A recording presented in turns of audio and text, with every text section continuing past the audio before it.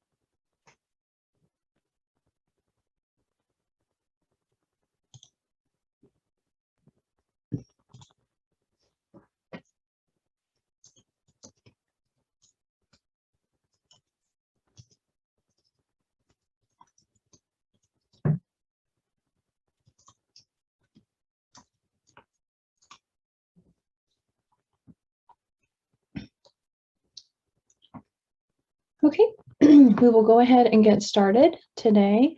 Thank you, everyone, for joining us for our first NATHPO Grants-travaganza. This will probably be a series. I've thought of a couple more things that I could have piled into this today that I think we'll have opportunities upcoming. So we are likely to have some more of these group webinars in the future as there are deadlines upcoming. Thanks everyone for taking the time to join us. It's the end of the lunch hour here on the East Coast on a Wednesday. Valerie Grusing, I'm the Executive Director of Silver Spring. I am not the Executive Director of Silver Spring. Thinking ahead to my next item. Executive Director of NATHPO. This is my home office in Silver Spring, Maryland. That's the ancestral homeland of the Nacotchtank and the Anacostan or Piscataway peoples, who of course are still here. I am descended from colonizers of Central North Carolina, and as always remain eternally grateful for the opportunity to do this work. We have in the chat box here. Hi Shasta, glad you're here with us today. So I have invited a few guests from agencies and organizations to talk to you about competitive grant and funding opportunities that you would be eligible for. Of course, these are just a sampling, but these are some of the key ones that I want to make sure you're aware of and have deadlines upcoming or openings upcoming. So let's see if I can go to the next slide here. Our first speaker is going to be from the National Park Service, and we might have one more person join to talk to you about an opportunity we are likely to do in a part 2 of this webinar series. So first, let's see. Oh, I did a note I wanted to make. We are aware of the funding and the staffing issues typos that you deal with every day, and that competitive grants are not the universal solution to the issues and the challenges that you have. We continue to work on our main area of advocacy for you, which is operating funding in the Historic Preservation Fund and also other creative solutions to that issue. But along the way, there are these as well that we hope you can make some time to pay attention to and apply for and take advantage of. And we also hope that you are able to review some of these materials in advance. And if you don't already have an application in the works, have come with project ideas or questions that you may be able to ask of our presenters while they are here. So now I'm going to turn it over to Madeline Kahns at the National Park Service to introduce herself and a number of programs. Hi, let me see if you're still sharing, Valerie, so I can't share.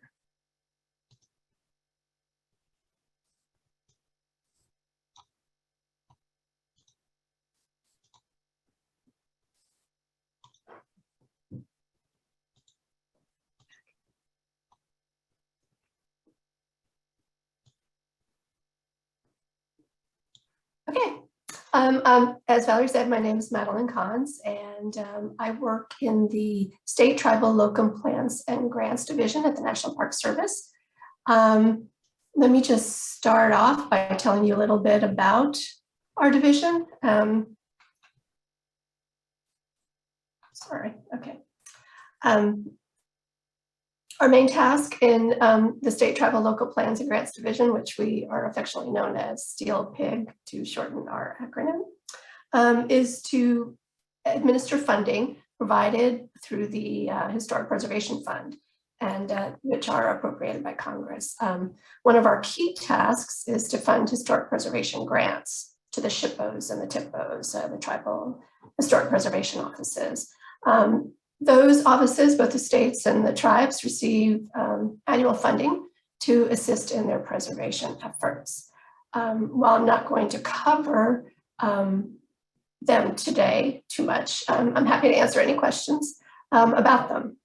But in any case, these are non-competitive block grants, which provide annual or formula grants to all of our SHPOs across the country and territories, and also to the TIPOs, who currently number 207.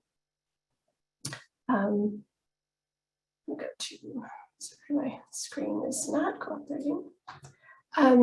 This is a list of our competitive programs. And in talking about this, our timing couldn't be better because, as you can see, there are a lot of dates coming up in December that our programs are due for, that we have funding. NATHPO is listed at grants.gov. I'll go through each of these rather quickly, but can certainly answer any questions or things that I haven't covered during that time. First is the African American Civil Rights Grants. These proposals are due December 1st and cover preservation projects for sites listed in the National Register or determined eligible for listing by a SHPO or TIPO.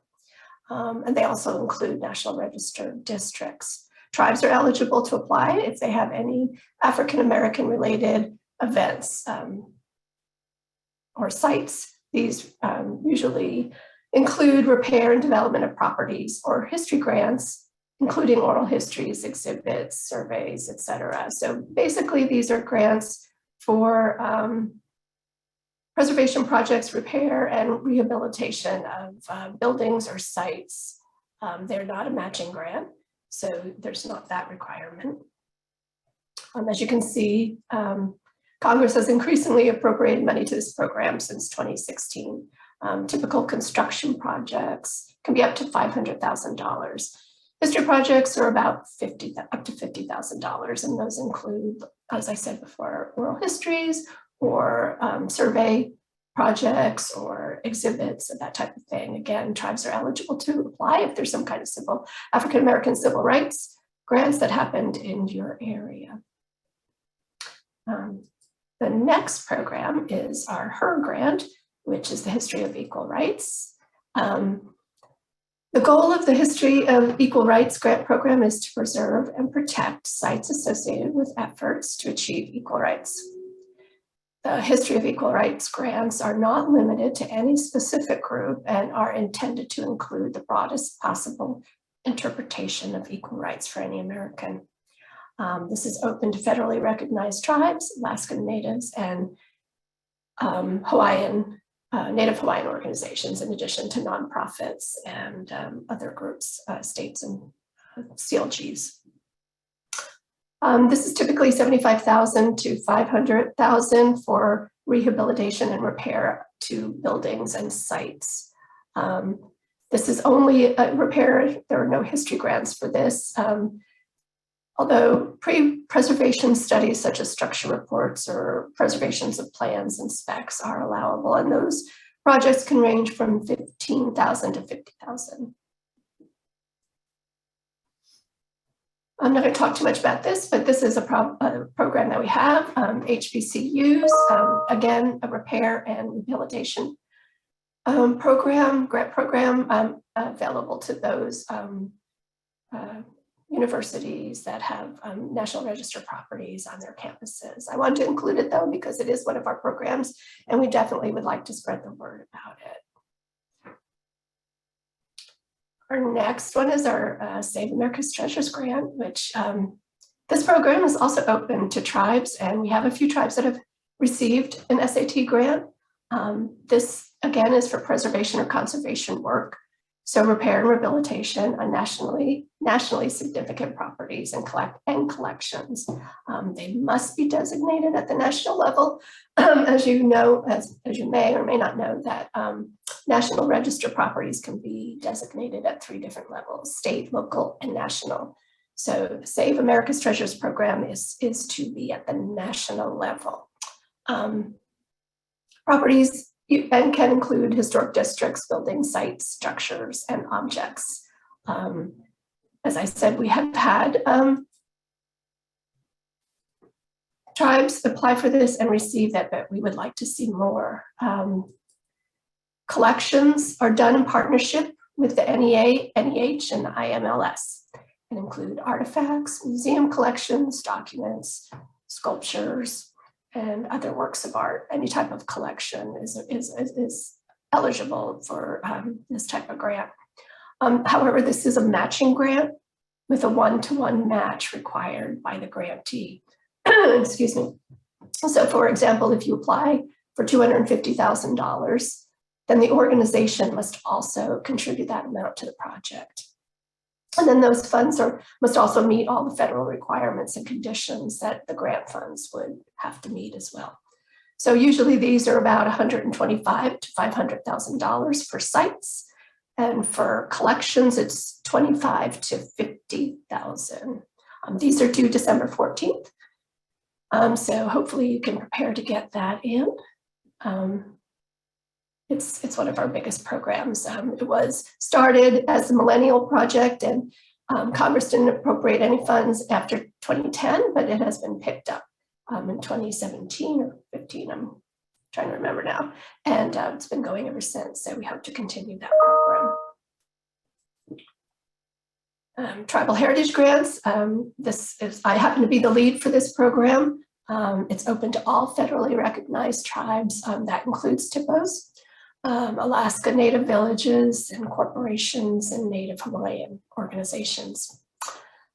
These are mostly project grants that involve different preservation activities for the tribe.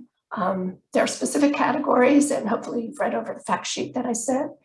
And projects could include things like an archaeological survey, an inventory of places that are significant to the tribe, or the documentation of a traditional skill or craft. You could also do that through trainings or video recordings, anything to do with a traditional skill or craft. And of course, oral history projects are usually the large percentage of proposals that we receive.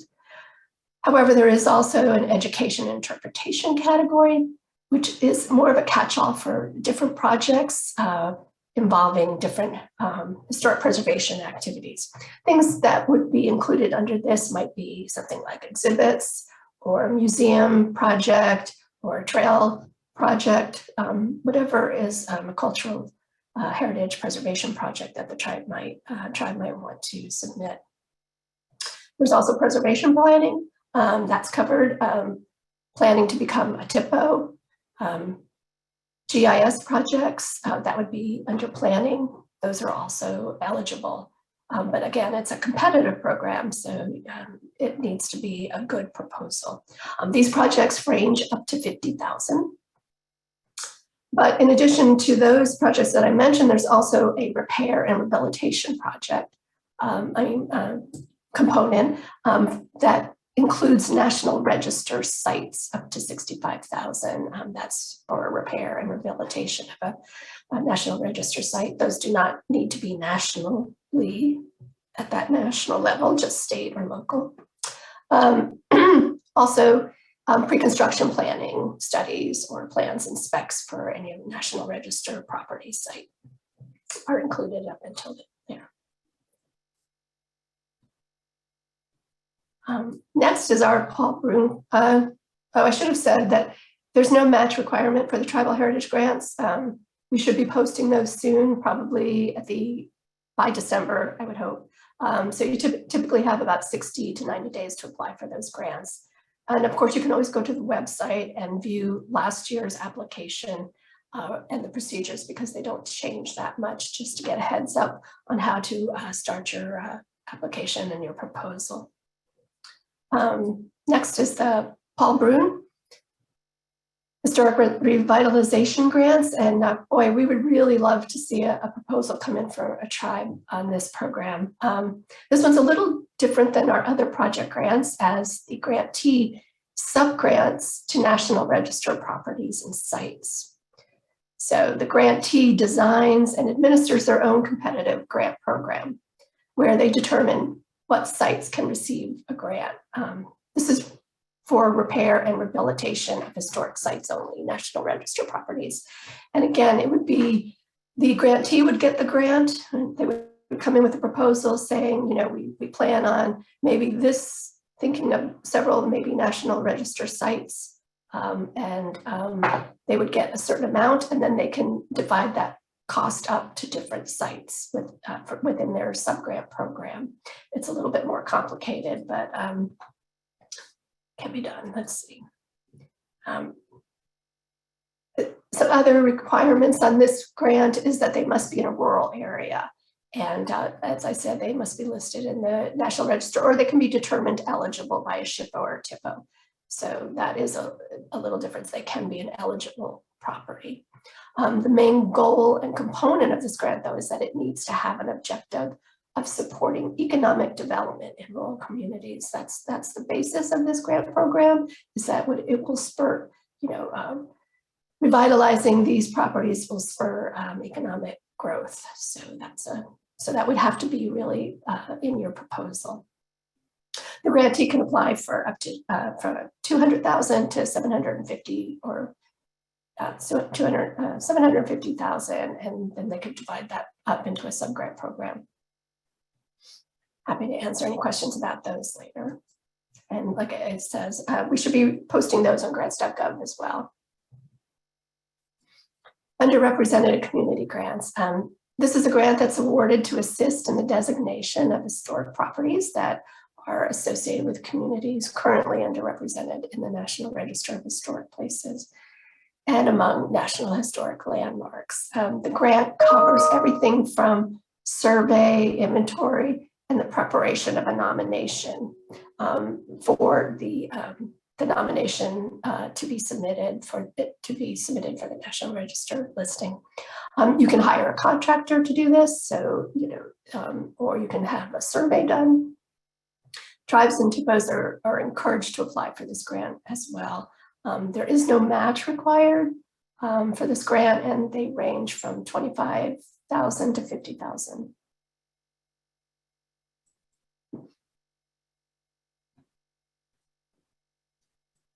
Here's a list of suggestions about applying. Start early. I suggest you go on the website and take a look at our applications and our programs to see what's available, when they're due. You can prepare and then make any changes if the NATHPO isn't listed yet. One of the main things that I suggest to people is to carefully read the questions. Don't cut and paste from another proposal or application, because it's always slightly different. Make sure you address each point that is listed. For every point that's asked, you're usually required to, you're going to be rated on. So please make sure to answer all questions. And definitely don't make assumptions about what the reviewer should or should not know. Tell your whole story, but be concise, because reviewers have to review a lot of these. And if they're losing you in lengthy details, that could be a problem. We love photos. It's always helpful to tell the story, and you must meet the deadlines. Don't wait to the last minute. There's a lot of issues, and make sure that your SAM account and everything is up to date, so that when you get on grants.gov, you're able to submit your application. I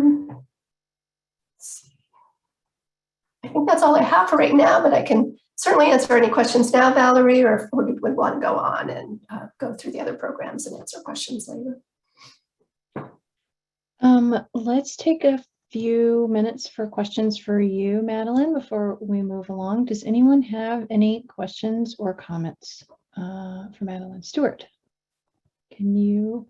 Sorry, I'm not looking at the chat. So Yes, thank you. This is Stuart from the Hopi Tribe, Yes. TIPO and Program Manager for the Hopi Cultural Preservation Office. I'm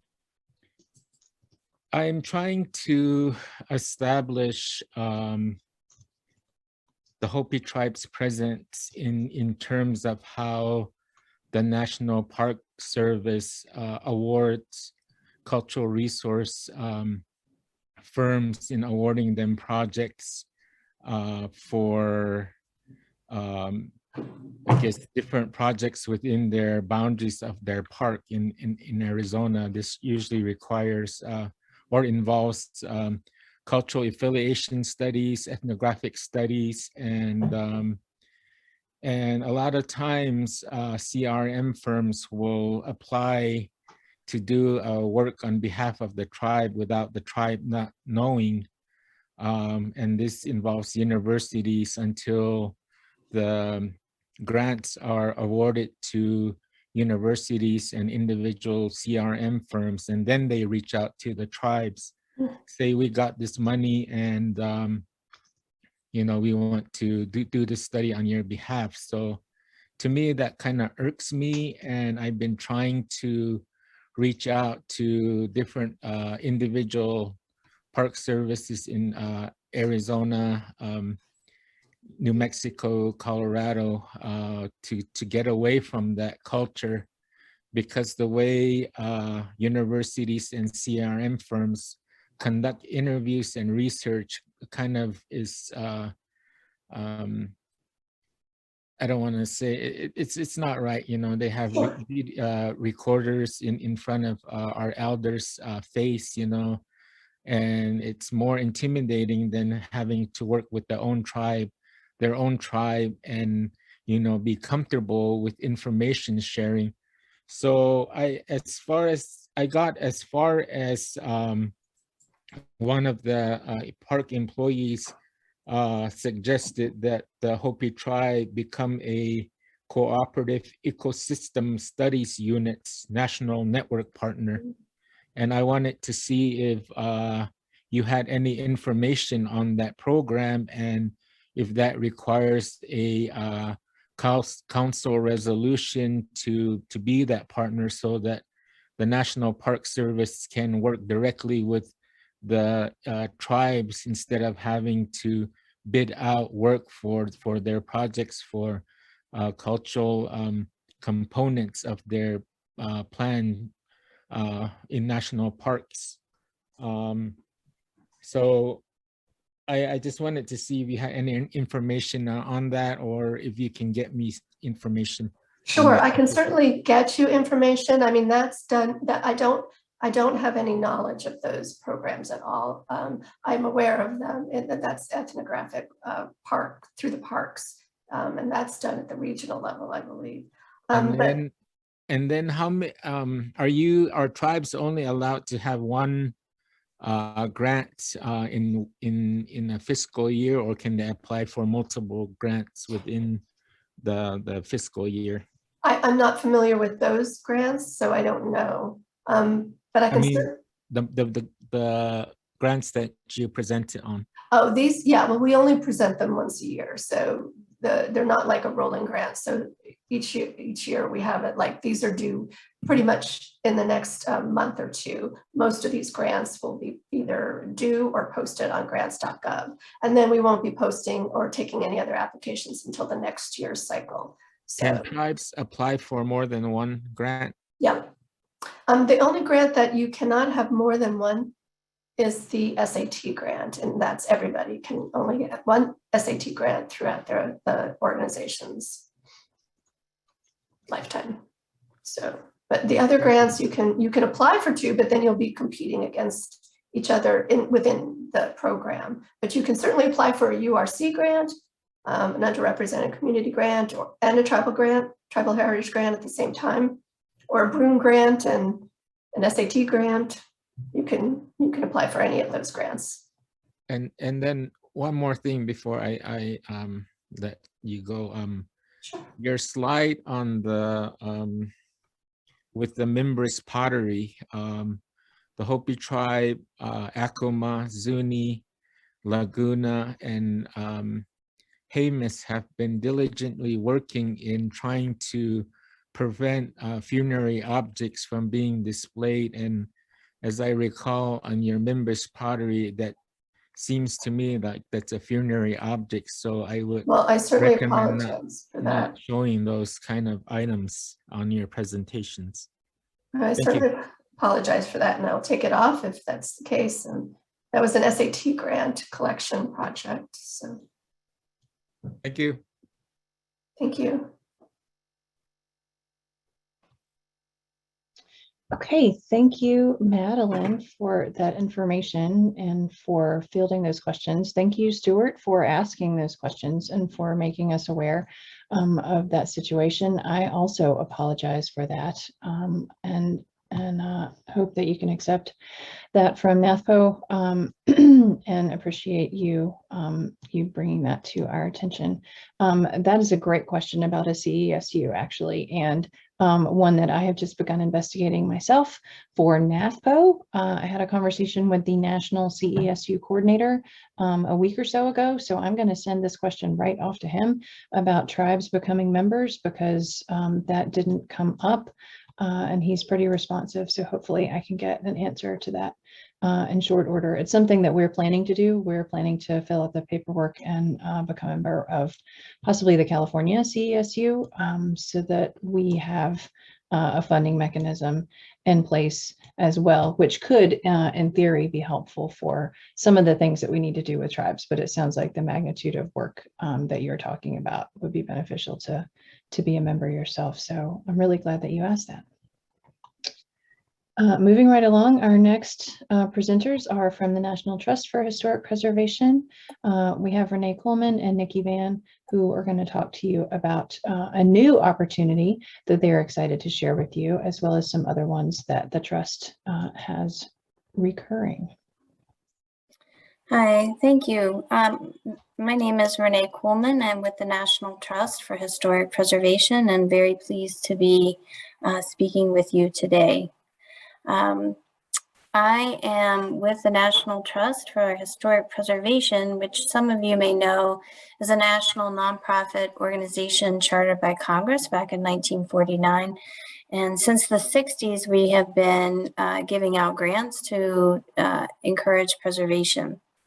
One of the things that we've been doing this past year is doing a lot of listening and trying to develop an agenda for change, which would help the preservation movement become a more inclusive practice. And so you'll see on the right some of the things that during our listening sessions we've been hearing coming up as principles for preservation that people would like to see.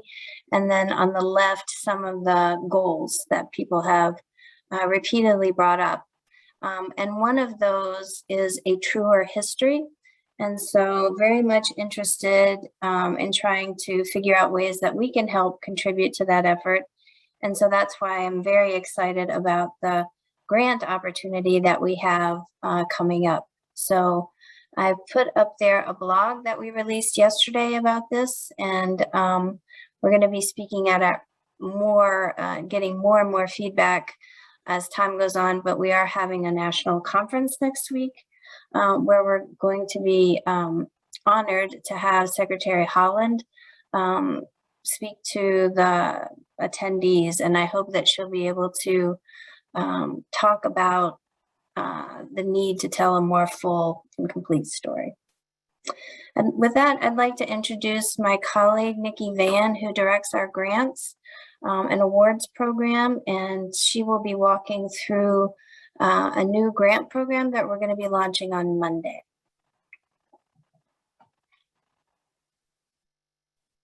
Nikki? Yep, thank you, sorry. Thank you, Renee, and thank you all for having us here today. As Renee said, we're here to primarily talk to you about a new funding opportunity we have available. This is a one-time only $2.5 million program that was made possible through funding from the National Endowment for the Humanities through the American Rescue Plan. Next slide, please. The program is, just one second, sorry. The program is intended to tell the story of underrepresented communities through a historic preservation lens. So we are doing broad outreach now to try to engage a diverse cohort of applicants to this program. And the highlights for the program are listed here. Basically, we are trying to interpret and preserve places that are important to underrepresented communities, either important historically or have current importance or used by the community. Grants will be given in two amounts, either $25,000 or $50,000. As I said, it's a one-time funding opportunity. So this is through the Recovery Act. We don't anticipate doing this in the future. And unlike some of our other grant programs, we can fund 100% of project costs through this program, so no match is required. We anticipate funding between 60 to 80 projects, so that will vary. That will depend on what we receive and how projects are ultimately rated by an external selection committee. Next slide, please. Oops, I'm so sorry. That's okay. So can you go back a few, actually, Renee, to basic eligibility and stop. Okay. So basic eligibility is listed here of, I think, interest to your audience. One of the eligible applicants that was called out by NEH were tribal governments or TIPOs. Applicants in their application will need to demonstrate that they have been impacted in some way by the pandemic, impacted negatively. Since this is coming through the Recovery Act, there is that pandemic lens placed on the funding. Applicants will have to demonstrate that they either are humanities-based organizations or have done past humanities-based work. We consider historic preservation humanities-based work. So most applicants who are coming through this fund should be able to demonstrate that. And one of the disqualifiers for this grant program is that if a recipient received other American Rescue Plan funds directly from NEH, they will not be eligible to receive this fund. I know that NEH gave a number of grants to organizations like the National Trust to re-grant in this manner. So you may see other programs you want to apply for. My understanding is that you can apply to both, but that at the end of this process, there will be a process to ensure that no one organization is receiving funding from two different sources coming through this same NEH program. Does the language the rescue language grant apply to this? The endangered language grant? That is a good question. I do not know off the top of my head, but I can try to find that out. I was just, could you repeat the name of the program, please? I think it's under the same American Rescue Plan, but it was geared towards endangered languages. Yes. I know the Hopi tribe applied and it was a non-competitive, and I think the award was 82 divided among all the applicants, 82,000. So yeah. Okay. Yes, let me look into that. I can look into that for you specifically. Let me just take a note here. And can I ask a qualifying question, Stuart? Back, so would the recipient have been the one group that then portioned it out? So just curious if there might be some way that it could be worked around, I guess. A different recipient, maybe. So just a thought. Yeah, and there will be some, I'm just going to acknowledge now, this is a new program for us, and it's as a one-time funding opportunity. I think that there will be questions like this that come up that we might need to do a little more research on. But further in the slide deck, I'll give you contact information about how you can contact us directly as questions like this arise. And then Stuart, if you could put your contact information in the chat, I can look into your question and get back to you. Okay, thank you. Yep. Next slide, please.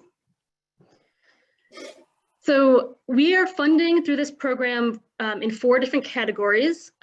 We are funding for interpretive programs, design and planning for the preservation of a historic building or landscape, research and documentation for landmark designations, and then training workshops to preserve that are focused on preserving and interpreting historic places. And again, all 4 of these categories have that overarching goal of addressing underrepresented communities. So you could add 4 underrepresented communities after all of these bullets, and I did not for brevity's sake. Next slide, please. Thank you. So these are examples of allowable expenses under this program. Supporting existing staff and hiring new staff are absolutely allowed. Again, as part of the Pandemic Recovery Act, they want, one of the intents is to support your organizations and the work you do and keep you healthy and thriving. And so supporting staff is definitely part of this. But there may be projects that require outside expertise, so hiring consultants is allowable. Costs related to training, if the program will be a training program.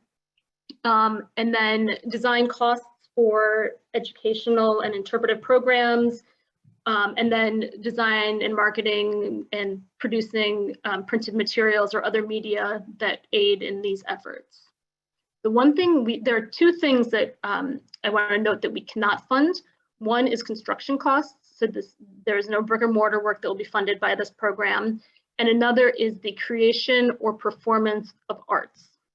Documentaries would be okay, oral histories would be okay, but pure performance art or the creation of art is not allowable. Next slide, please. So in addition to those general criteria, there are other criteria that we will use for selecting grantees. This part of the guidance from NEH is that this program fits under one of their current initiatives, which they have titled A More Perfect Union, Exploring America's Story and Commemorating its 250th Anniversary. In that language, they talk about addressing the experiences of Native Americans and other represented communities. So programs or proposed by TIPOs should naturally fall under that criteria. We are looking at how these projects are going to engage the local community, the underrepresented community that they are intending to serve. Organizational capacity will be considered, as well as the likelihood of the project's completion and the feasibility of the timeline and budget. And all of these criteria will be judged by an external selection committee, and they will be the ones who will be ranking proposals for us and making recommendations for funding. Next slide, please. Okay. So these are the important dates to know. We are launching the program on Monday. We will open the application portal and post the detailed guidelines. And then December 15th are when applications are due. So it's about a 6-week period for applications to come in. One key date on here, that March 31st, 2023 date, is the project end period. So all projects have to be completed by that date. That is a requirement of the NEH funding. So we are going to be looking for that in the applications and holding recipients to that pretty firmly. Next slide, please. And so in general, we put all of our funding opportunities on our forum.savingplaces.org website, and this is the link to the specific funding opportunity. We also have set up a email address just for this program. So any questions, this will all be included in the guideline materials, but any questions should be sent to that email address. And as I said before, this is a new program for us. So we anticipate a lot of questions that we hadn't considered. So bear with us if it takes us a day or two to get back to you. So that is the overview of our new program, but next slide, please. But wait, there's more. While we have you here, we also wanted to talk to you about one of our other funding programs that we think might be of interest, and that is our National Trust Preservation Fund program. The National Trust Preservation Fund program is our small dollar ongoing grant program. The Preservation Fund started in 1969, and that first year we awarded 4 grants, but this year we have $1.1 million available to award, and we average around 200 grants annually from this fund. Next slide, please. Thank you. This map represents where our funds were awarded over the 5-year period starting in 2015. You'll notice that they are not evenly distributed throughout the country. That is because the National Trust Preservation Fund is an umbrella term for a collection of 57 individually endowed funds. And these funds are largely geographically restricted by state or region. So we don't have a dedicated grant fund in every state through this program, but we do have funds, we do have a few nationally competitive funds. So we do have the ability to grant nationwide, and we try to be transparent in our guideline language about where we currently do and do not have funding available. But for general purposes, it is a national fund, though some states have more money available than others. Next slide, please. I thought it would be helpful to give you a few relevant examples to the work that you guys might be doing. And these are 2 examples from our most recent round of funding. So we, in our June round, awarded a $5,000 grant to the Nottoway Indian Tribe of Virginia to launch a water, soil, and tree preservation initiative during their September powwow. At the powwow, the tribe planned to conduct workshops on preserving trees, farming, and soil care, and to undertake a cleanup of the Nottoway River. And this project, I think, is a good example of the Trust's focus on preserving both tangible and intangible heritage, and preserving intangible heritage that is rooted in place, which this project did nicely. I don't have the final report yet, though I look forward to seeing how this was received by the tribe and what their future plans are. Next slide, please. Another example, earlier this year, the National Trust awarded a $10,000 grant to the American Battlefield Trust for interpretive materials they're producing that will highlight the role that the Catawba Nation played in South Carolina's Battle of Hanging Rock during the Revolutionary War. The battle was between British loyalists and American patriots and their ally, the Catawba Nation, led by General New River. The Patriots were victorious, and this new interpretation, this new expanded interpretation, will highlight the critical role that the Catawba Nation played in the victory. So this was not a grant to a tribe itself, but it was to an organization that is partnered with a tribe to tell a fuller story of what took place at this site. Next slide, please. So that's a brief overview of our funding programs, and we have, like I said, all of our guidelines posted on our forum website, which is listed there, and we have a general grants inbox for any general grant related questions. I wanted to note that over the past several months, the National Trust has been learning from others who are focused on current best practices in creating more streamlined, equitable, and accessible grant programs with the goal of improving our funding programs. So in the coming months, we hope to roll out a new application and revised guidelines for this Preservation Fund program with an eye toward creating a more efficient and equitable program that will support your work in telling the full American story at your sites and in your communities. So our application process is fairly streamlined now, though we hope to make it even more streamlined and accessible, and we hope to see increased engagement from you and your communities. Thank you. Thanks. Patty, I see you have a question. Yeah, for the telling the full story, how many grants will be funded? How many are going to be provided? Yeah, we anticipate with the amount we have available and the range of grants, we anticipate giving somewhere between 60 and 80 grants. We have no way of anticipating what the demand will be, however, since this is the first and only time we'll be doing this.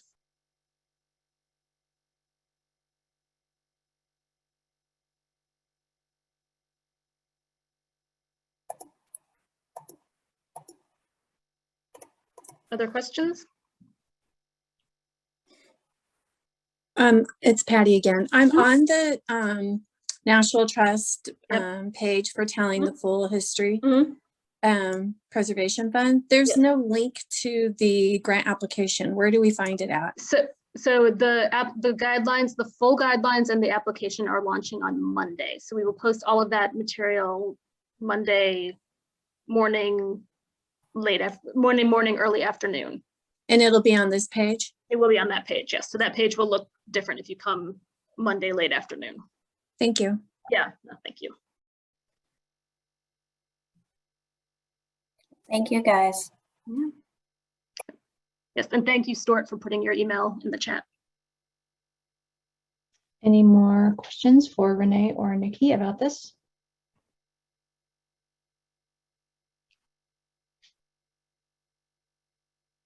Okay, very good. Thank you for coming and talking to us about this. Full disclosure, I'm hoping to be able to make time to put one together myself.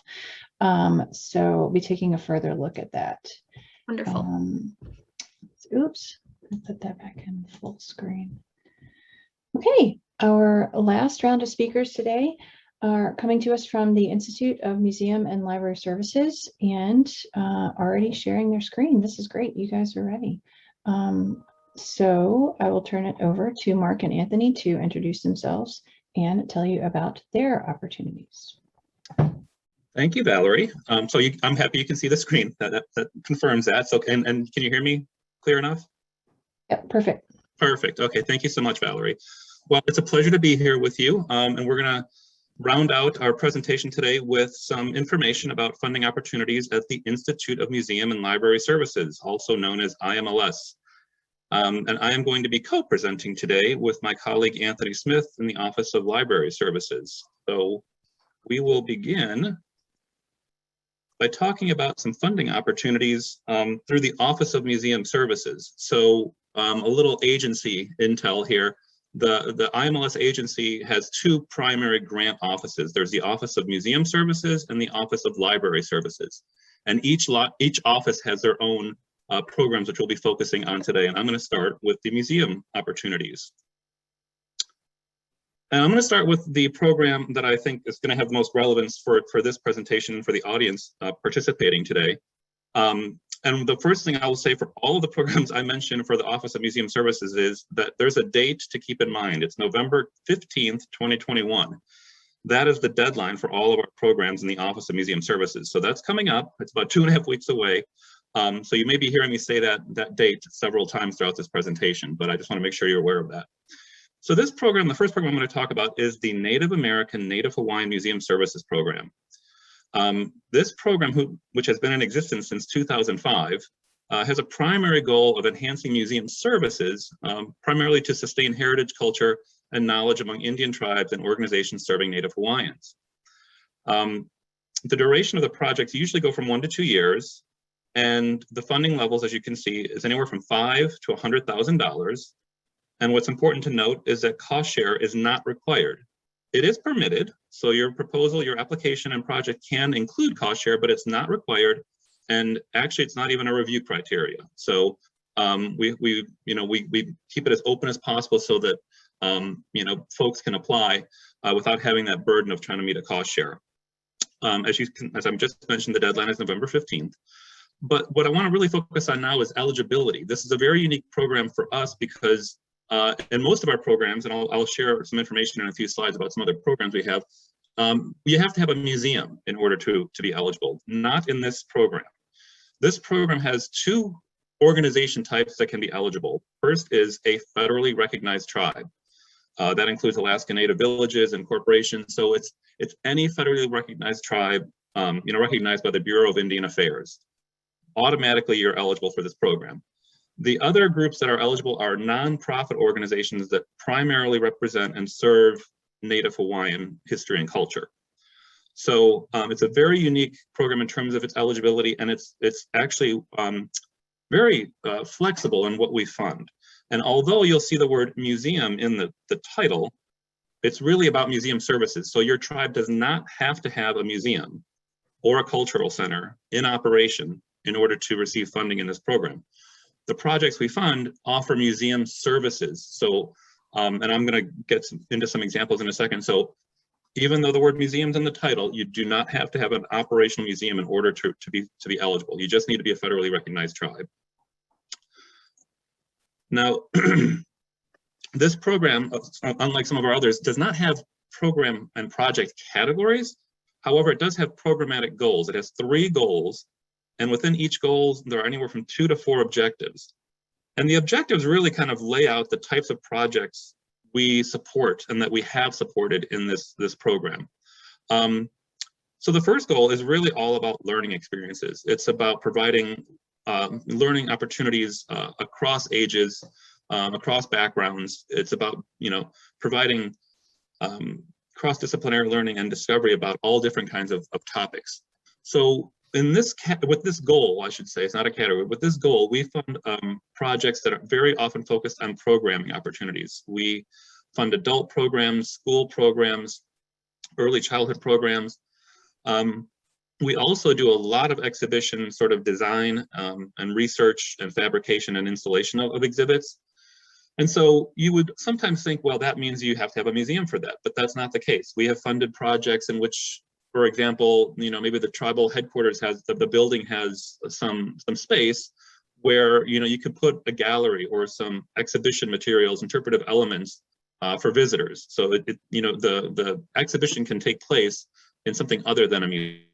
Basically, we often fund exhibition libraries. So the opportunities where this occurs can be pretty flexible.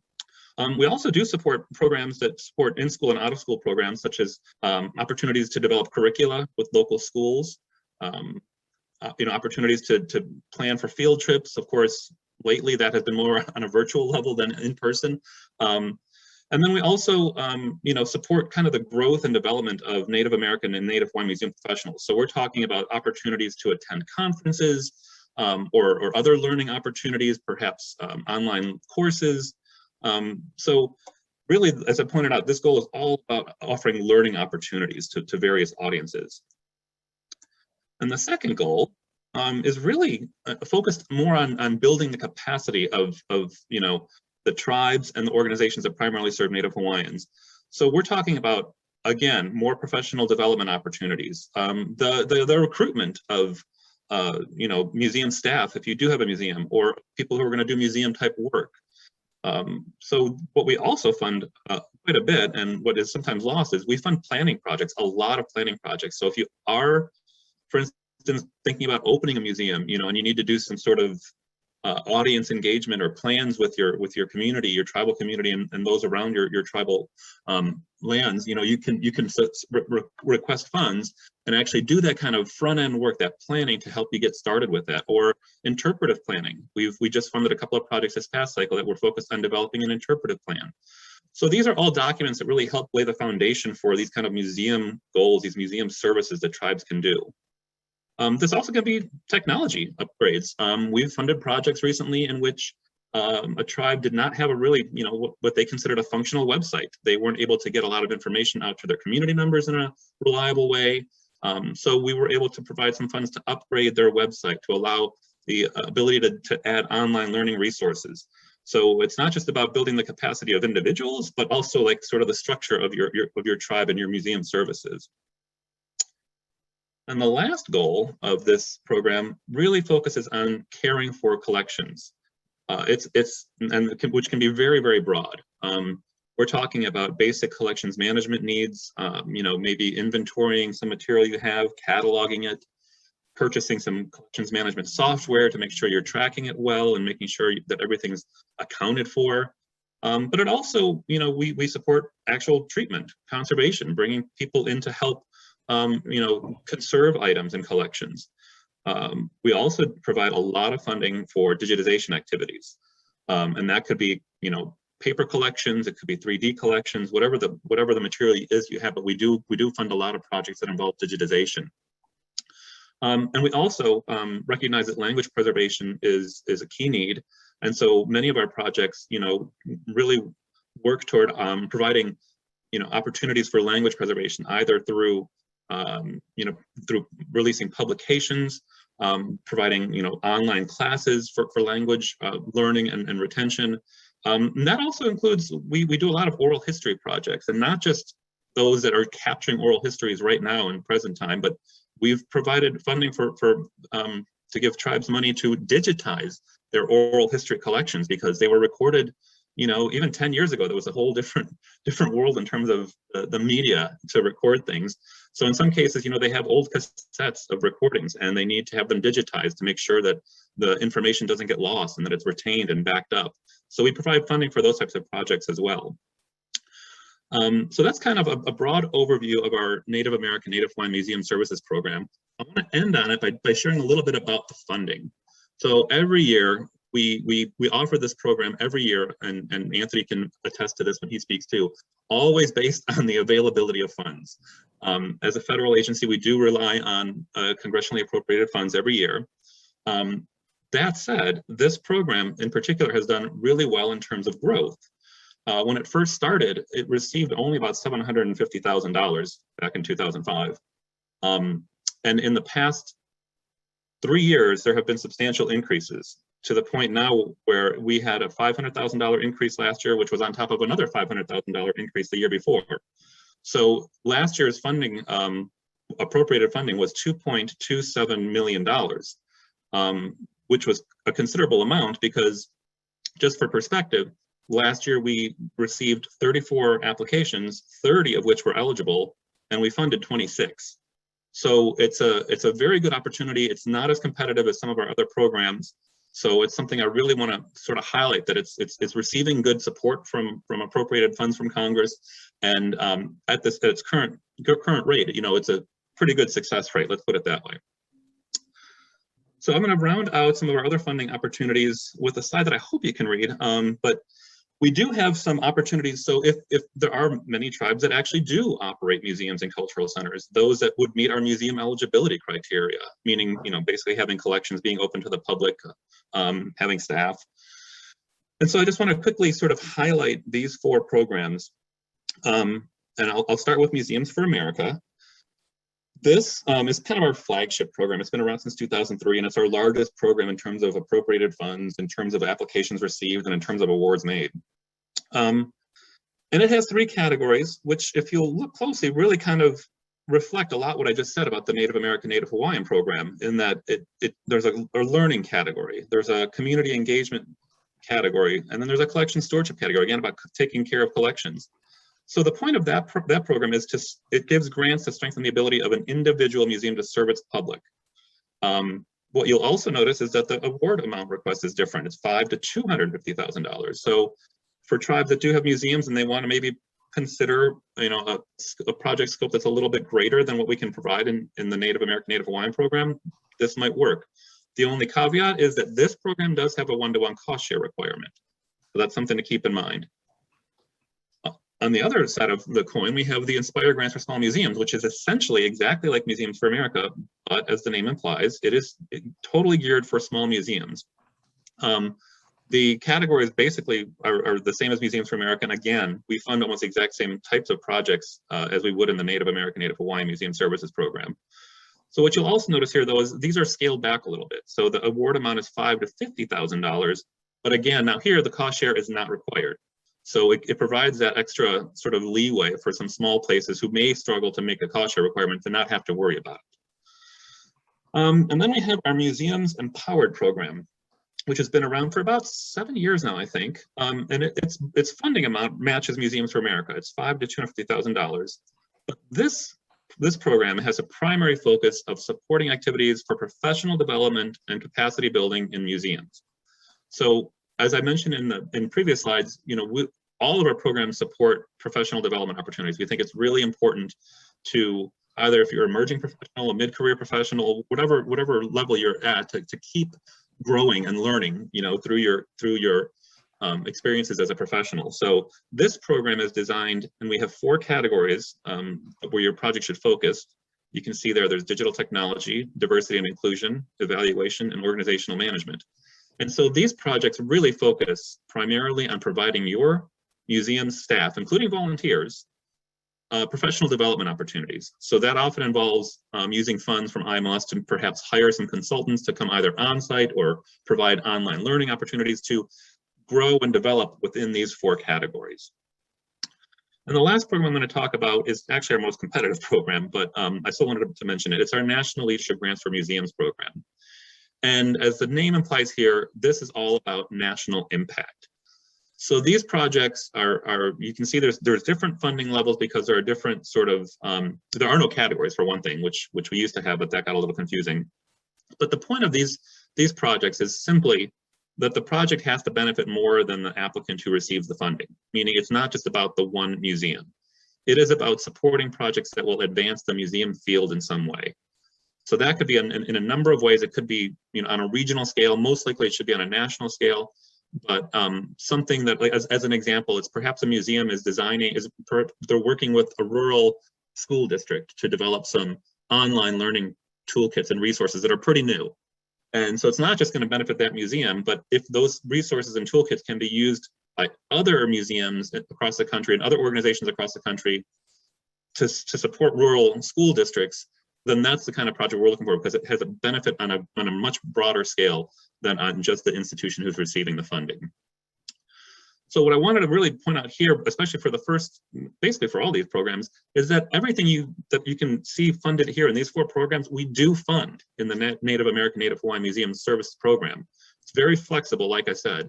So I just want to kind of round out my presentation here on the Office of Museum Services by saying all of these deadlines are coming up on November 15th.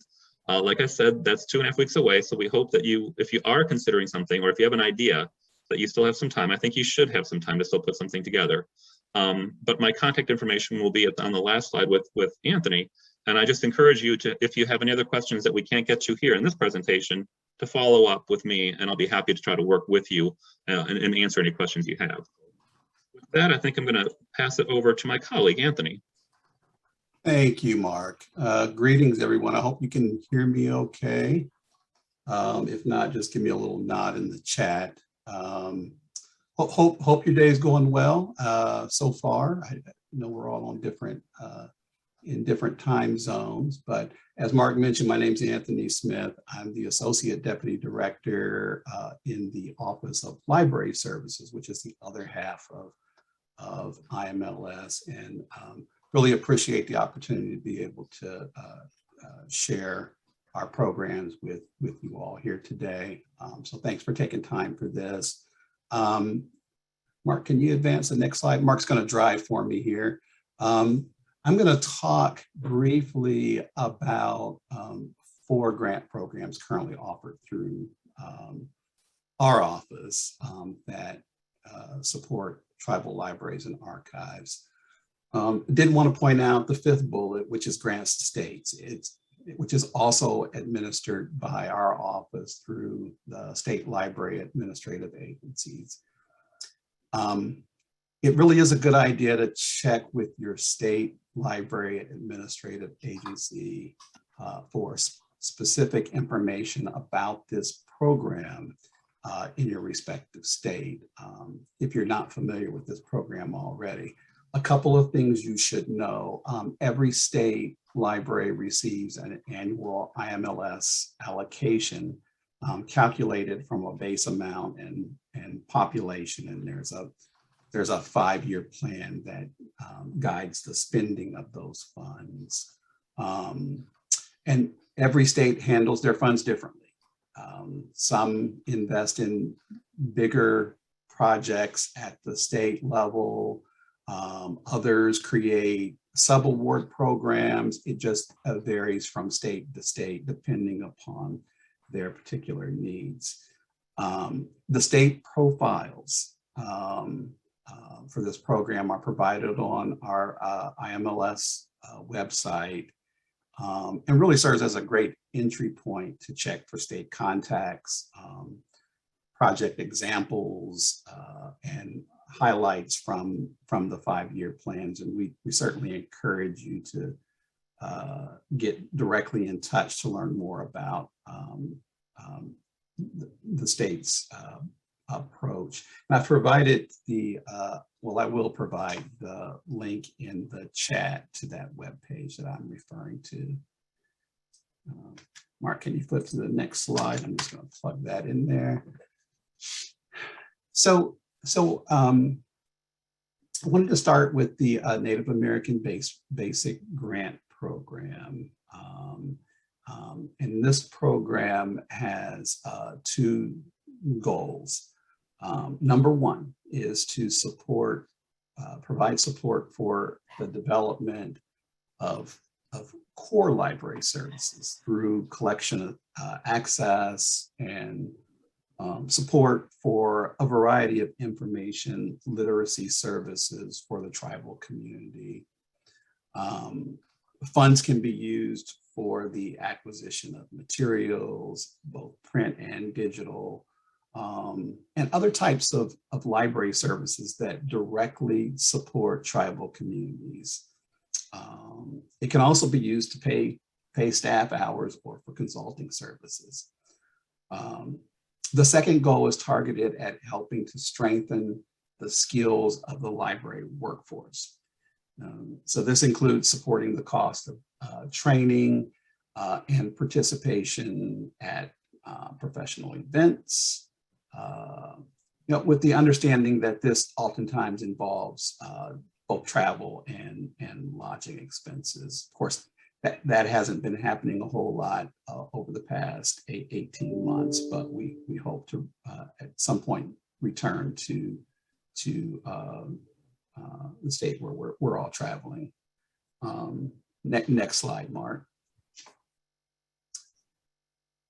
So for this program, awards are made in the amount of $6,000 to $10,000 for a 1-year period. You can designate in that $10,000, $6,000 to $10,000, up to $3,000 for staff training, conference attendance, or any sort of assessment activities that support improving services for your community of users. This program is non-competitive, where what's important is meeting the eligibility requirements, which primarily involves being recognized as a federally recognized tribe or Alaska Native Village and Corporation. Now, in addition to being a federally recognized tribe, there must be some form of an existing library, right? So this can be demonstrated by providing evidence of regular operating hours, staff, and the availability of a library collection that is accessible to your community of users. There's no cost share requirement for this program, so no need to match funds. And again, the maximum period of performance for this is 1 year for this program. The 2022 notice of funding has been drafted and is currently under review. We anticipate that it will post to grants.gov and our website the first week of December. Next slide. So the next program is the Native American Library Services Enhancement Grants. This program seeks to do 3 things. First, improve digital services for a variety of user and community needs, like workforce development or health-related information, that sort of thing. This program really seeks to do this by supporting the development of either sort of technology infrastructure, as well as the preservation and access of digital collections and services. Goal 2 addresses information and technology literacy. So this includes performing assessment work for to identify needs, creating educational opportunities for a community of users, evaluating the effectiveness of library learning opportunities. The third goal recognizes that preservation and revitalization of Native American culture, including language, is important and is a priority. And we support a number of projects that fall within that category. Next slide, Mark. So awards for this program are made to eligible entities in the amount of $10,000 to $150,000 over a 2-year period. And unlike the previous program I mentioned, the Native American Basic, this program is competitive. Applications go through a peer review process and are evaluated on how well they align with the goals of the program. Now, I did say competitive, but Mark just shared with you the sort of ratio of the number of applications to the number of awards for the Office of Museums Native American Native Hawaiian program. And our program is really about comparable. We receive approximately 35 applications each year for this program. And we have funding to support somewhere in the neighborhood of the high 20s. So it's a program that does have, is well funded. Even though it is competitive, we're able to support a good percentage of the proposals we receive. This funding opportunity is also under review. So we're anticipating, and what I mean by review is we have to go through a regular review process through the Office of Management and Budget each time we post a new notice of funding opportunity. This is the standard process, and we're anticipating that the invitation to apply for this program will go out in early January with an April 1, I think that's what, yeah, I put in the slide there, deadline to submit an application. There's no cost share requirement for this program, so there is no need to match funds. Also, there's a 2-year is the maximum period of performance proposals. However, it could be, it doesn't have to be, it could be less if that best supports the activity that you're attempting to achieve. We anticipate on announcing awards for this program in August with project start dates of September 1. So time is good here to develop a proposal, I think, for this program. If you're coming into this new, if you're not an eligible entity, we do encourage you to work with eligible entities to help fulfill program objectives for this program. Next slide. So next up, I just want to talk briefly about 2 other programs that are administered by our office. The National Leadership Grants for Libraries program. You heard a bit about the National Leadership Grants for Museums program that Mark talked about. and then also the Laura Bush 21st Century Program. NLG, or the National Leadership Grant Program, supports projects that are trying to address significant challenges and opportunities facing the library and archives field, and that have the potential to advance theory and practice. I was a program officer for the National Leadership Grant Program back in 2011, when the proposal came in requesting funds for the development of Mukutu content management system. I said, just to give you an idea of what we supported with the NLG appropriations. The second of the two programs is the Laura Bush 21st Century Librarian Program, which we call LB21. And its goal is to recruit, train, develop, and retain a diverse workforce of library and archives professionals, develop leaders in the field, as well as enhance training and development for a library and archival workforce.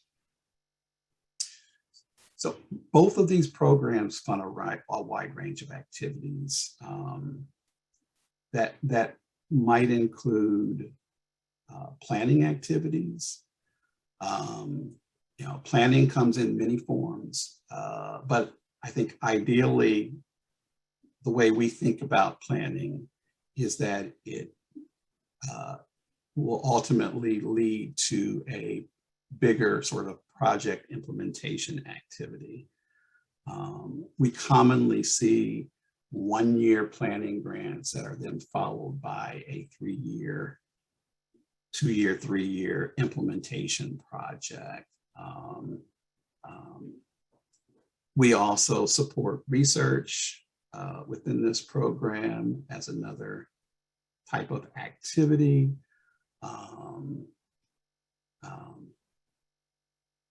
And also different types of convenings. Convenings to address sort of widespread issues of interest to the field. So just some things to think about in terms of how this program might be leveraged to support your communities. Next slide, Mark. So here are the funding categories and award limits for each. Just wanted you to get a sense of this. There's flexibility within the funding levels, but you do want to keep in mind that funds are limited and both programs are, as Mark mentioned, NLG is a more competitive program. It's opened up to a larger community of libraries and museums. And so there is competition there. We don't fund very many $1 million projects. However, they do occur. I think the thing to keep in mind there is the impact of the investment is a significant factor as part of the review process. The notices of funding opportunities spell all of this out, the funding caps, along with the corresponding cost share requirements, which are all available on our website. I think you're going to get a handout with the links to all of our funding programs. For both of these programs, the invitation for preliminary proposals begins in the July timeframe. And so we're now in the process of reviewing the preliminary proposals and looking to identify preliminary proposals that will be invited to submit full proposals. So it's a 2-tier review process for NLG and LB21, but it gives you an opportunity to present an idea without having to invest time and energy and effort in a full proposal and get feedback. So I think that was all I wanted to say about that. Next slide. So I think that's all we have to share today, Mark, unless you have anything else you want to add. No, I'm happy to take questions at this point. Yeah. If that's the next step. That's fine. Yeah, I think I can safely say on behalf of both of our offices, we're always very happy to answer your questions and assist you throughout the grant process. We also welcome your feedback and your ideas on how we can better serve libraries, archives, and museums within your respective communities or more broadly. So with that, I just want to say thank you. Thanks, Valerie, for allowing us to participate.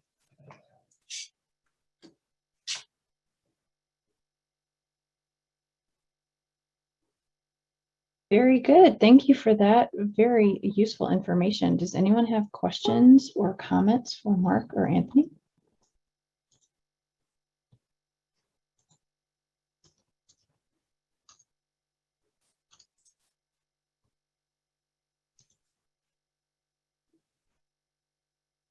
Checking the participant list here.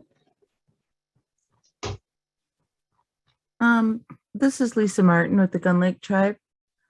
Thank you very much for doing this today. I really appreciate it. And the only comment that I would make is to just inform that while some of the time, I mean, I understand that some of the grants are recurring, they're annual, and we know when they're coming up.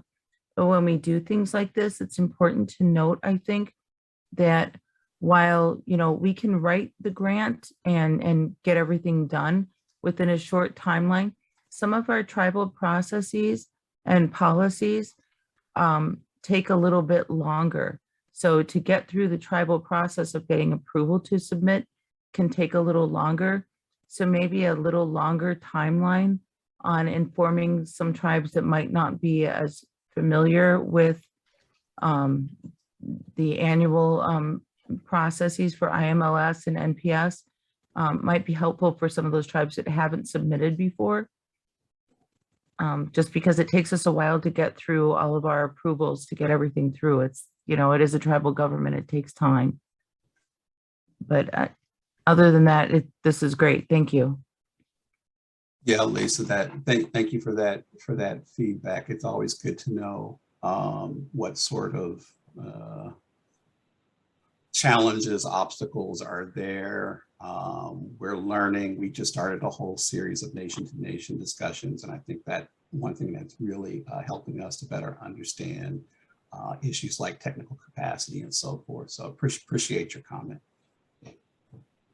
Yeah, I just wanted to add to that, usually with like the tribal heritage grants, they require a resolution. However, I wait for, months for that because we don't require that right away as long as it comes in within 30 days of the announcement. So that type of thing. So we encourage that. This is Tally Monahan from the Hoh Indian tribe in Washington State. And I also wanted to thank you for all of the information that you shared today. It's been very generous and meaningful. I appreciate that. I wanted to dovetail into Sister's comment and help advocate for our brothers and sisters in Alaska, whom I talk with from time to time, and also have technical capacity issues in submitting a grant application because not only the extreme weather, but having to travel to different villages to even access the internet. And so different timelines might be applicable to help with their submissions, as well as making resolutions something less than a technical deficiency, because sometimes our tribes and nations require that as an internal process. So even though you might have it as a non-technical deficiency, there's still internal processes years. So being able to have a full resolution and grant application out the door within 30 to 45 days can be a real hardship for tribal nations across the country. And so just to have that consideration, it's not for lack of planning, it's just for the processes. And especially during the time of COVID, when not all of our tribal membership or the people whom we need to speak with are not in the office, and telecommuting is a necessity. So having that forbearance in mind, especially in light that these grants and opportunities are exclusively set aside for us, I don't see why the deadlines have to be as static as they are with other applicable opportunities. So I wanted to dovetail into that. Thank you.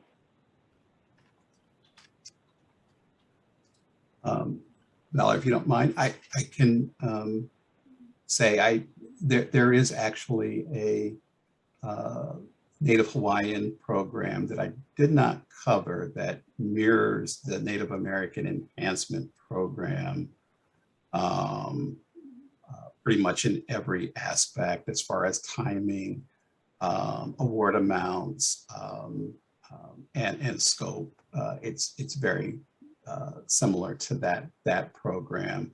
Last year, we certainly struggled with the part of this was due to pandemic related issues. We struggled with the time we allowed, the time we had, I shouldn't say allowed, the time we had to make the call for proposals available for submission.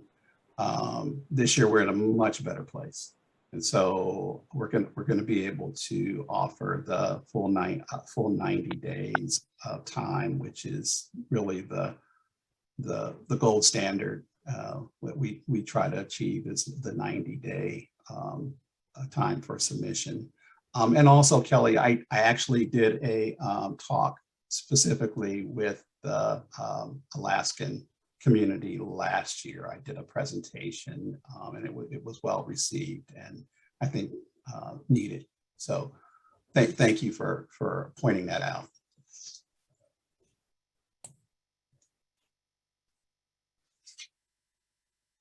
Cam, you have your hand raised. Oh, thanks, Valerie. I'm Cam Trowbridge, and I work in the counsel's office with Anthony and Mark at IMLS. Just wanted to point out, I don't know how applicable it would be, but we've fairly recently instituted a 14-day extension if there are natural disasters, FEMA declared natural disasters. Let's say there was a regular August 1st due date for applications. If you've been impacted by a natural disaster and can basically say, this is where it happened, it's part of the FEMA disasters, you have up to 2 weeks after that application deadline to submit your application.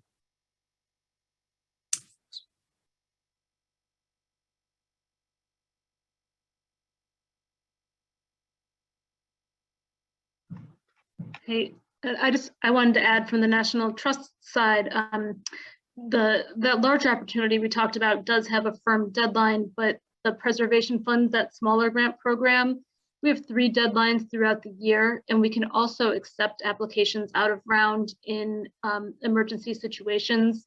So we have more flexibility with some of our funding programs, but our grant staff is always happy to talk to folks about their projects and ways that we might be able to help, even if it's not through one of those bigger programs.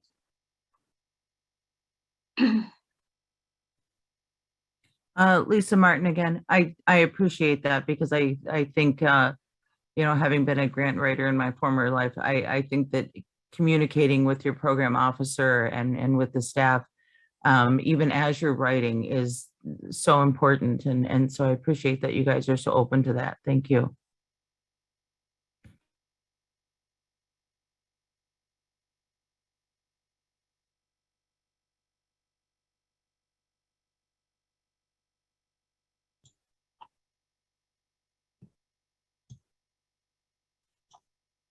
Thanks for your feedback, everyone.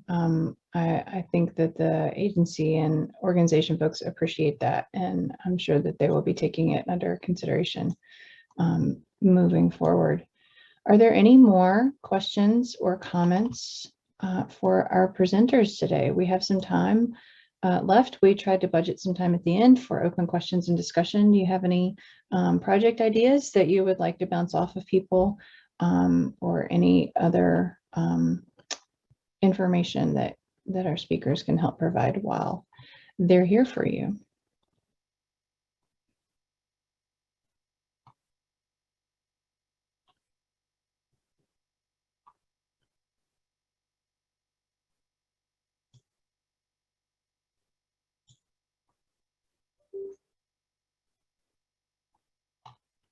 Okay, we'll take a couple minutes to think about that, and I'll talk for a couple more minutes then. A question has come in to the chat box about the recording of the session, and normally, especially for webinars that we are delighted to provide for free for you like this, we happily post the link to the recordings on our webpage.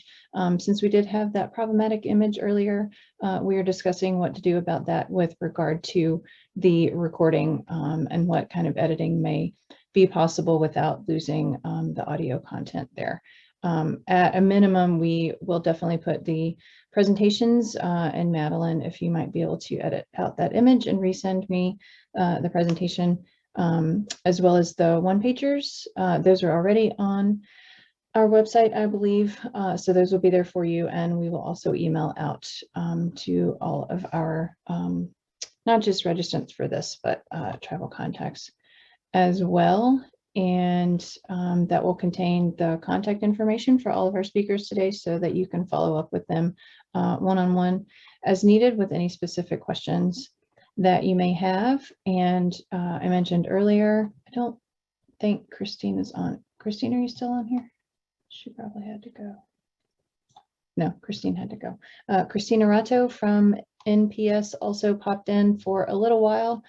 She manages the Battlefield Protection Program, and I had the pleasure of joining the DOI listening session on Monday, wherein Assistant Secretary Newland and Secretary Holland, as it turns out, she made a surprise appearance, were asking about the usefulness of funding from the Land and Water Conservation Fund for tribes, and providing examples of programs funded by that, and tribal grant projects that have been conducted under those programs across several DOI bureaus. And that was one of them that I had not known how useful it could be for tribes. So I know that they are planning to conduct some outreach of their own on that, and I would like to help elevate that, if not host our own webinar on it, although I would like to do that as well, and possibly include the NAGPRO grants, since that is also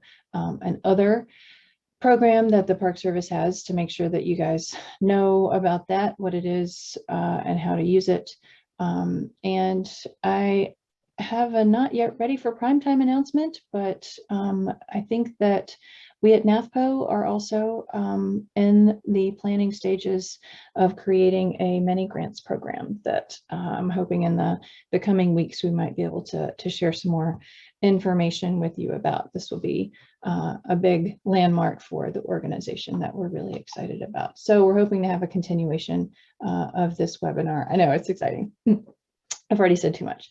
So those are our plans for the rest of the year. And let's see, in case you missed it, also in my email announcement regarding this webinar, we're continuing to plug away in the appropriations bills for TIPO funding. The Senate version came out, which is the last one, and so now they just have reconciliation, haha. But what we're seeing for the TIPO number in the Historic Preservation Fund would be a 50% increase for you guys.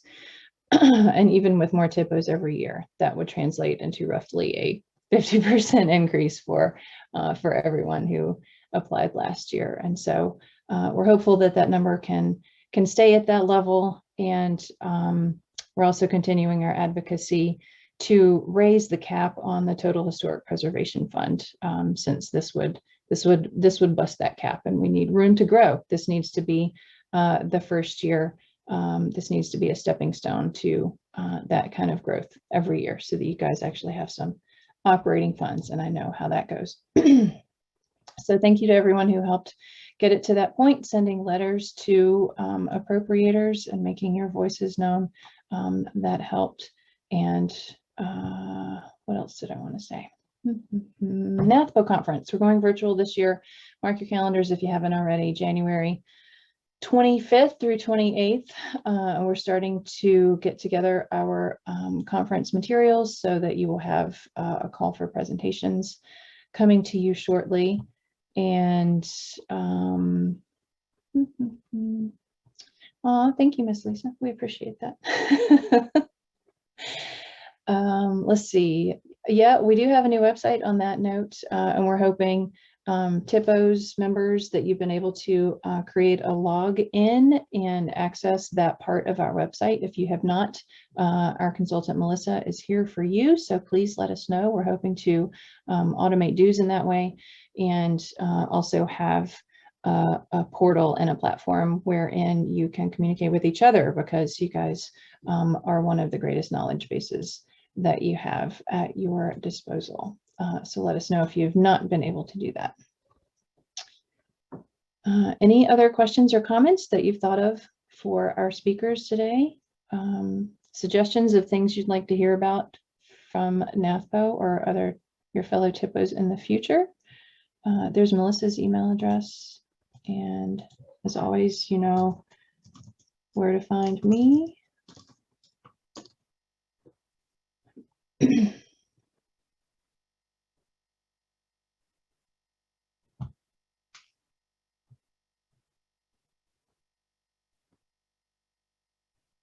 Alrighty. Seems like folks are ready to wrap up. Thank you to our speakers, our agency and trust participants today who put together these lovely presentations. If you have not, if you can be sure and email them to Melissa and I, we will put those on the website along with the one-pagers that you did. We really appreciate your extra efforts in helping us make these opportunities available and known to members and to TIPOs. And we will continue to help you in your efforts as best as we are able. This is some of the most important information that everyone needs. And so we're grateful for the offerings that you've provided today and for all that you do related to these programs and protecting Native places. So thanks again, everyone. Thanks everyone for tuning in. Have a great rest of the day and enjoy this fall weather. Stay safe, and we'll see you next time. Thank you. Thank you. Thank you. Thank you so much. Thank you. Thank you, everyone. Thank you, everyone.